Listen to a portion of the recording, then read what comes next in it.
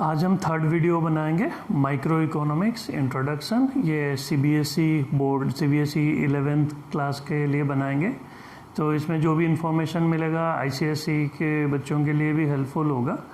तो जो हमारा अभी कोरोना के कारण सिलेबस से हटा दिया गया है तो वो हम डिस्कस करेंगे, देखेंगे इस वीडियो कितना मिनट का वीडियो बनता है, क्योंकि पर्पस तो यही है छोटा छोटा वीडियो बनाना 17 to 20 मिनट्स का। अगर इतने में ये बन गया जितना सिलेबस है तो फिर ठीक है, अगर इतने में ये नहीं बना तो एक एक्स्ट्रा वीडियो बनाएंगे जिसमें जो सिलेबस से कटा हुआ है वो करेंगे, ताकि दूसरे बच्चों को जो है वो दूसरे बच्चे जो आईसीएसई के बच्चे हैं या जो कॉलेज में हैं जहाँ पर वो पर्टिकुलर टॉपिक है उस टॉपिक को हम कवर करके उन लोगों के हेल्प करने के लिए कर लेंगे। तो अब हम करते हैं central problems of an economy. ये हमारा टॉपिक है आज का। तो ये जो सेंट्रल प्रॉब्लम्स है इकोनॉमी में, तो ये डिस्कस किए थे कि सेंट्रल प्रॉब्लम्स मतलब जो बहुत ही कॉमन प्रॉब्लम हर इकोनॉमी में देखने के लिए मिलता है, या हम ये बोल सकते हैं कि ये प्राइमरी प्रॉब्लम है या मेन प्रॉब्लम है या बेसिक प्रॉब्लम है। तो ये जो central problems of an economy है जो अभी स्कूल में पढ़ाएंगे सीबीएसई बच्चों को 11th के, तो एक ही प्रॉब्लम पढ़ाएंगे वो, that is the problem of allocation of resources. तो ये प्रॉब्लम पढ़ाया जाएगा स्कूल में और इतना ही है सिलेबस में। सेंट्रल प्रॉब्लम जो है और भी हैं, जैसे कि problem of growth of resources,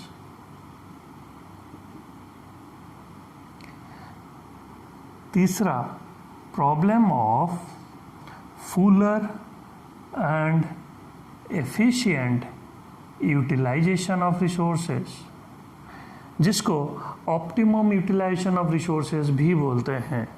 तो fuller and efficient utilisation of this resources.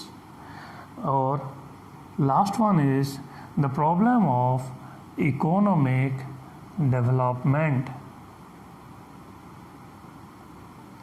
ये जो है these are the central problems of an economy. लेकिन स्कूल में जो है एक ही प्रॉब्लम पढ़ के वो एक ही प्रॉब्लम में 3 सब पॉइंट है, what to produce, how to produce, for whom to produce. तो उसको जो है डिटेल में पढ़ा देंगे और आगे बताएंगे भी नहीं कि ये एक ही प्रॉब्लम है और 3 प्रॉब्लम है। तो बच्चे सोचते हैं कि सेंट्रल प्रॉब्लम्स मतलब what to produce, how to produce and for whom to produce. तो हम इतना अभी जान लिए कि नहीं, ये है problem of allocation of resources. और भी प्रॉब्लम है जैसे कि problem of growth of resources, problem of fuller and efficient utilisation of resources और प्रॉब्लम ऑफ इकोनॉमिक डेवलपमेंट। लेकिन हम डिटेल में सिर्फ पहला पॉइंट ही पढ़ेंगे, ताकि क्योंकि हमारा जो इंटेंशन है वो वही 11th के सीबीएसई बच्चों के लिए है कि उनका सिलेबस को कवर करें। तो अब हम इसका 3 सब पॉइंट जो है, सब topic problem of allocation of resources के नीचे जो है वो है व्हाट टू प्रोड्यूस, दूसरा है हाउ टू प्रोड्यूस और तीसरा है फॉर हुम टू प्रोड्यूस। तो ये तीनों को हम डिटेल में पढ़ेंगे। तो अब पहले हम डिस्कस करते हैं कि व्हाट टू प्रोड्यूस क्या है। व्हाट टू प्रोड्यूस ये क्वेश्चन जब आएगा, the problem of what to produce 3 mark का क्वेश्चन है, तो 3-4 लाइन एग्जाम्पल एक दे देंगे, मोर देन इनफ। तो व्हाट टू प्रोड्यूस में हम क्या पढ़ेंगे? व्हाट टू प्रोड्यूस में हम ये पढ़ेंगे कि ये प्रॉब्लम है क्या। बेसिकली ये जो है ये प्रॉब्लम हम 2 हिस्से में पढ़ेंगे। पहले समझा देता हूँ, फिर मैं बता दूंगा कि क्या है 2 हिस्से में क्या पढ़ेंगे। तो व्हाट टू प्रोड्यूस प्रॉब्लम जो है, एग्जाम्पल हम वही आयरन का लेते हैं। ये ऑलरेडी हम डिस्कस कर चुके थे कि आयरन जो है इससे हम सपोज बहुत सारी चीज़ें बना सकते हैं। यहाँ पे 3-4 चीज़ें लिख लेते हैं, जैसे कि रेफ्रिजरेटर, जैसे कि एयर कंडीशनर, जैसे कि एयर कूलर, जैसे कि ऑटोमोबाइल्स। सपोज ये 4 चीज़ें हम आयरन से बना सकते हैं। तो आयरन जो है रिसोर्सेज जो है वो लिमिटेड है, तो जो लिमिटेड आयरन है इससे या तो हम रेफ्रिजरेटर बनाएंगे, या एयर कंडीशनर बनाएंगे, या एयर कूलर बनाएंगे, या ऑटोमोबाइल्स बनाएंगे।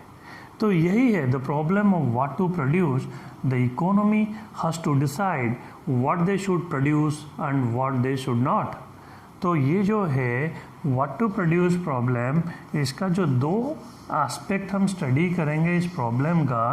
पहला एस्पेक्ट ये है कि what they should produce and what not, क्या बनाएंगे क्या नहीं बनाएंगे, क्योंकि जिससे बनेगा वो चीज़ तो लिमिटेड है। सेकेंड एस्पेक्ट इस प्रॉब्लम का ये है कि सपोज हम बोले नहीं भाई रेफ्रिजरेटर भी चाहिए कंट्री में, एयर कंडीशनर भी चाहिए, कूलर भी चाहिए, ऑटोमोबाइल्स भी चाहिए। तो जब आयरन लिमिटेड है, the second aspect is that you will produce all of this commodities in what quantities, कितना बनाओगे। When you will produce more of one commodity you have to sacrifice the other. एक ज़्यादा बनाने से दूसरा अपने आप कम हो जाएगा क्योंकि लोहा उधर लग गया। तो ये जो है सेकेंड एस्पेक्ट है, इसमें क्या है, whether we decide, if we decide to produce all of this commodity then in what quantities, भाई कितना बनाएंगे। एक ज़्यादा बनाएंगे तो दूसरा अपने आप कम हो जाएगा, क्यों, क्योंकि लोहा उधर लग गया, इधर लोहा कम पड़ गया। तो व्हाट टू प्रोड्यूस प्रॉब्लम जो है हम जब एक्सप्लेन करेंगे ये 3 मार्क का होगा। 1 मार्क तो ये एग्जाम्पल हमें दे जाएगा, 1 मार्क ये कंसेप्ट बताने के लिए, और 1 मार्क दूसरा एस्पेक्ट बताने के लिए। तो टोटल हमें 3 मार्क जो है ऐसे मिलेगा।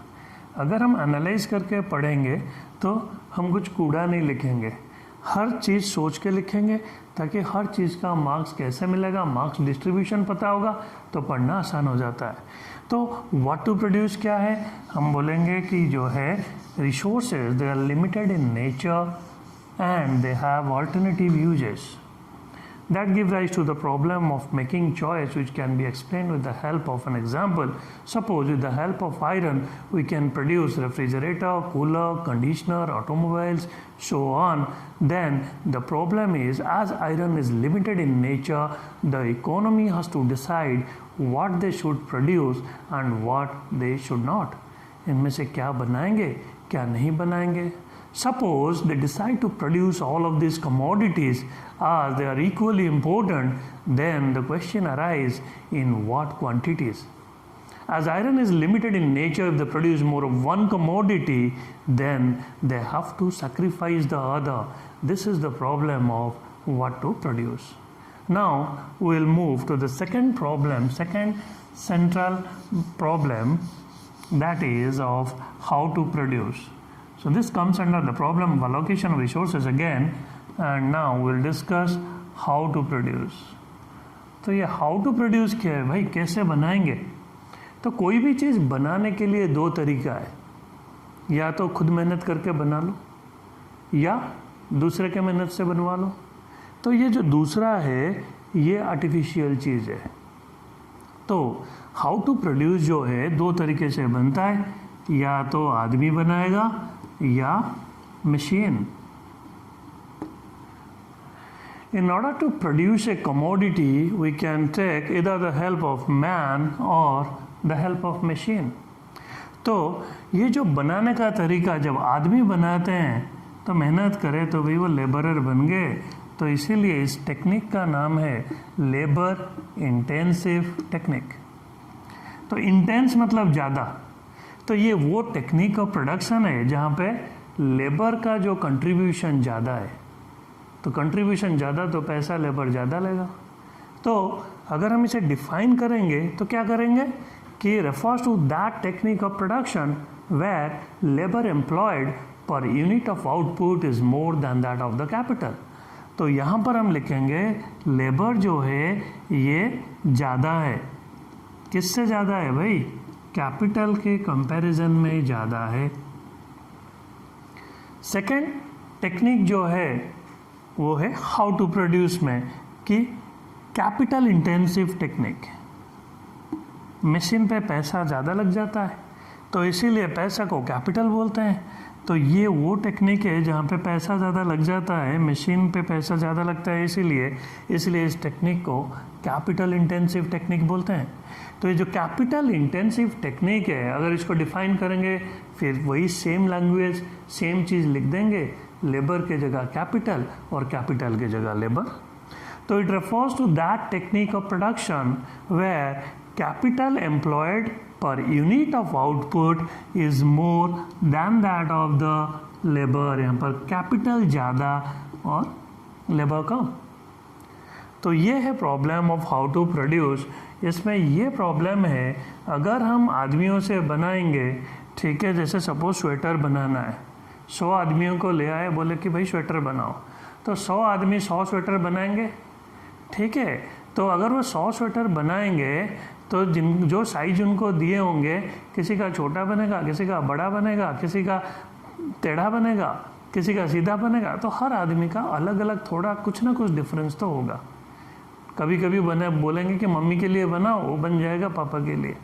तो ये जो प्रॉब्लम है ये लेबर इंटेंसिव टेक्निक में होता है। It lack standardisation of product, एक जैसा नहीं बनेगा, मशीन से जो निकालोगे सारे प्रोडक्ट एक जैसे निकलेगा। तो ये प्रॉब्लम है। If the economy they will adopt labour intensive technology तो they will lack standardisation of product. लेकिन अगर वो सोचेंगे नहीं भाई कोई दिक्कत नहीं, मशीन से बनाएंगे, एक मशीन जो है सपोज 10 आदमियों का काम कर देगा तो 10 घर का चूल्हा बंद कर देगा, तो फिर नौकरी नहीं तो अनएम्प्लॉयमेंट होगा। तो ये जो कैपिटल इंटेंसिव टेक्निक है इसका फ्लॉ ये है कि that will lead to massive unemployment. तो इकोनॉमी परेशान भाई, अनएम्प्लॉयमेंट का प्रॉब्लम को देखेगा या स्टैंडर्डाइजेशन ऑफ प्रोडक्ट को देखेगा। So this is all about the problem of how to produce, whether to produce with the help of man or with the help of machine. अब central problem का जो पहला problem है, problem of allocation of resources का तीसरा point करेंगे, ये है the problem for whom to produce। For whom to produce, किसके लिए बना रहे हैं जो चीज़ बना रहे हैं। तो यहाँ पे हम इकोनॉमी का जब प्रोडक्शन होता है तो हम 4 चीज़ों का मदद से कोई भी चीज़ बनाते हैं। They are known as the factor of production.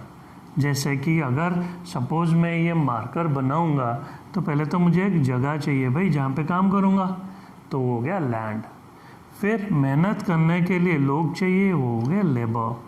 फिर थोड़ा सा पैसा चाहिए, सारा रॉ मटेरियल खरीदूंगा, लेबर को पे करूंगा, लैंड जो किराए पे लिया उसे भी पे करूंगा। तो तीसरा एस्पेक्ट कैपिटल है। चौथा जो है वो है एंटरप्रेन्योर। ये वो बंदा है जो सबको अरेंज करके पूरा काम करके प्रोडक्शन करता है। तो ये जो चारों लोग जो हैं जिसका लैंड लेबर, एक का लैंड है, ए का, बी का लेबर है, मेहनत भी कर रहा है, सी पैसा लगा हुआ है कैपिटल, डी जो है पैसा अरेंज करके दूसरे का ज़मीन पे तीसरे से काम करा रहा है। तो ए बी सी डी 4 लोग हैं। तो जब ये चीज़ बन जाएगा मार्कर तो चारों फिर अपना हक क्लेम करेंगे। ए बोलेगा मैं लूँगा, बी बोलेगा मैं लूँगा, सी बोलेगा मैं लूँगा, डी बोलेगा मैं लूँगा। तो यही प्रॉब्लम है भाई, किसके लिए बना है, फॉर whom टू प्रोड्यूस। ये जो बना है ये ए के लिए बना या बी के लिए बना या सी के लिए बना या डी के लिए बना। तो ये जो प्रॉब्लम है फॉर whom टू प्रोड्यूस, ये क्या है, जिनके मदद से हम बनाते हैं लैंड, लेबर, कैपिटल, एंटरप्रेन्योर, इन्हें बोलते हैं फैक्टर ऑफ प्रोडक्शन। तो ये जो फैक्टर ऑफ प्रोडक्शन है, तो इन सबको रिवार्ड चाहिए, विदाउट रिवार्ड कोई कुछ काम ही नहीं करेगा। तो लैंड को जो रिवार्ड मिलता है उसे बोलते हैं रेंट, लेबर को जो रिवार्ड मिलता है उसे बोलते हैं वेजेस, कैपिटल को जो मिलता है रिवार्ड उसे बोलते हैं इंटरेस्ट, और एंटरप्रेन्योर जो रिवार्ड चाहता है वो है उसका काम से प्रॉफिट। तो यही चीज़ है भाई, किसको मिलेगा कितना, how much will go to the land in the form of rent, how much will go to the labor in the form of wages, how much will go to the capital in the form of interest, and how much will go to the entrepreneur in the form of profit. So basically this is the problem of distribution of this factor income among the factor of production. कितना जाएगा rent, कितना जाएगा veg, कितना interest, कितना entrepreneur बनाए क्या भाई, बनाए ये मार्कर। तो जब चारों के तोड़ तोड़ के दे देंगे, कूड़ा हो गया ये, तो क्या करेंगे, इसको बेच देंगे, जो पैसा आया किसको कितना देंगे वो देखेंगे, क्योंकि हम तो प्रॉब्लम पढ़ रहे हैं, सोल्यूशन थोड़ी पढ़ रहे हैं। तो ये जो फॉर हुम टू प्रोड्यूस है, इस प्रॉब्लम का दूसरा नाम है the theory of functional distribution of income. The theory of functional distribution of income, क्योंकि यहाँ जो इनकम है फैक्टर और प्रोडक्शन के बीच में बढ़ता है, फैक्टर इनकम, कि वही हम बता रहे थे कि how much will go to the land in the form of rent, labour in the form of wages, capital in the form of interest and entrepreneur in the form of profit. इसीलिए इसको theory of functional distribution of income भी बोलते हैं। तो ये था central problem according to CBSE class 11 syllabus. तो और फालतू कुछ नहीं पढ़ेंगे, क्योंकि बाकी जो भी सेंट्रल प्रॉब्लम्स है वो 11th में है नहीं, वो कॉलेज में है। तो जब कॉलेज का वीडियो बनेगा तब उसमें भी बता देंगे। तो अब इसके आगे जो है वो है प्रोडक्शन पॉसिबिलिटी कर्व। तो वो प्रोडक्शन पॉसिबिलिटी कर्व जो है वो हम ये वीडियो जो है एंड करके देखेंगे कितना मिनट का हुआ है। अगर टाइम बचा होगा तो वो करेंगे, क्योंकि वो सिलेबस में नहीं है।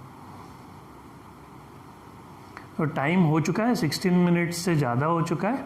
तो प्रोडक्शन पॉसिबिलिटी कर्व इस वीडियो में हम कवर नहीं करते हैं, तो वो एक्स्ट्रा एक वीडियो बना के दूसरे बच्चों के लिए जो CBSE 11th में है नहीं, तो इसलिए ये नहीं करेंगे। वो दूसरा वीडियो बना देंगे, जिनको ज़रूरत है वो देख सकते हैं।